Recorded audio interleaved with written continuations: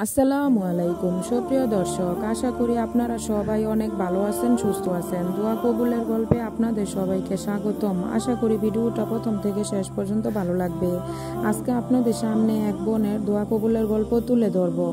আমি এই আমলটা করার পর থেকে প্রয়োজন কোন দিক দিয়ে যে আল্লাহ সুবহানাহু ওয়া তাআলা পূরণ করে দিয়েছেন টেরই পাইনি। আলহামদুলিল্লাহ, এটা একটা পরীক্ষিত আমল। আল্লাহ সুবহানাহু ওয়া তাআলা উত্তম রিজিকদাতা। যে কোনো প্রয়োজন পূরণের জন্য এই আমলটি করতে পারেন ইনশাল্লাহ। আমলটি হলো এশারের পর 100 বার দুরুদ, 499 বার লা হাওলা ওয়ালা কুওয়াতা ইল্লা বিল্লাহ, একবার লা হাওলা ওয়ালা কুওয়াতা ইল্লা বিল্লাহিল আলিয়্যিল আযীম, 100 বার দুরুদ পড়বেন।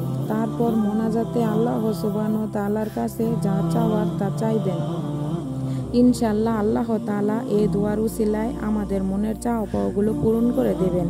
তো এখন গল্পে ফিরে যাই। আমি একটি ছেলেকে অনেক পছন্দ করতাম, কিন্তু পারিবারিক কিছু সমস্যার কারণে আমার মা বাবা আমার এই পছন্দটা মেনে নেয়নি। তখন আল্লাহর কাছে এই দোয়া করে বেশি বেশি আল্লাহর কাছে চাইতাম, কিন্তু আল্লাহ তাআলা আমার দোয়া ফিরিয়ে দেননি। আল্লাহর উপর ভরসা ও তাওয়াক্কুলের সাথে দোয়া করলে আল্লাহ তাআলা বান্দার দোয়া তাড়াতাড়ি কবুল করে নেন ইনশাআল্লাহ। আপনাদের যদি গল্পটি ভালো লেগে থাকে, আপনারা দোয়া কবুলের চ্যানেলটিকে সাবস্ক্রাইব করে দিন।